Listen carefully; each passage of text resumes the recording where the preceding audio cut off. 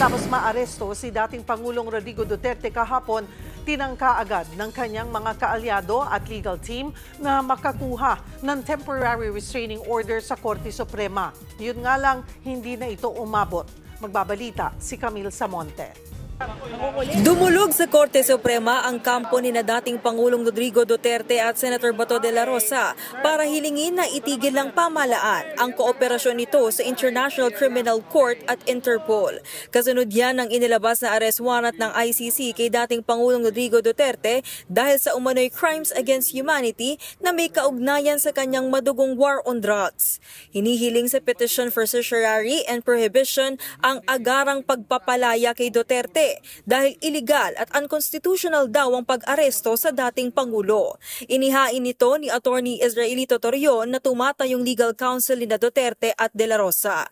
Hiniling din nilang maglabas ng temporary restraining order ang SC sa pakikipagtulungan ng pamahalaan sa ICC at Interpol. Wala raw dapat jurisdiksyon ang ICC sa Pilipinas dahil matagal na tayong kumalas dito. Yun po ang ating stand po na wala na pong jurisdiction yung ICC. Meron naman tayong mga korte dito sa Pilipinas.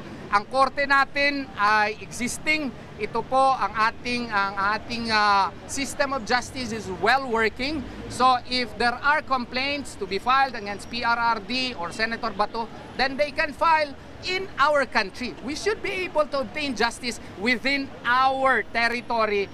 Pero matatandaan noong 2021, sinabi na ng Korte Suprema na obligado pa rin ang Pilipinas na makipagtulungan sa ICC sa kanilang criminal proceedings kahit kumalas na ang bansa rito. Ayon naman kay Chief Presidential Legal Counsel Juan Ponce Enrile, walang kinalaman ng gobyerno at batas ng Pilipinas sa kasalukuyang kaso ni Duterte.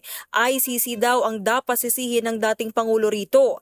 Samantala, wala raw impormasyon si Atty. Torion kung nasaan si De La Rosa, nakabilang din sa mga iniimbestigahan ng ICC. Hindi makumpirma ni Torion kung meron na rin bang arrest warrant si De La Rosa mula sa ICC. Para sa 1PH, Camille Samonte, News 5.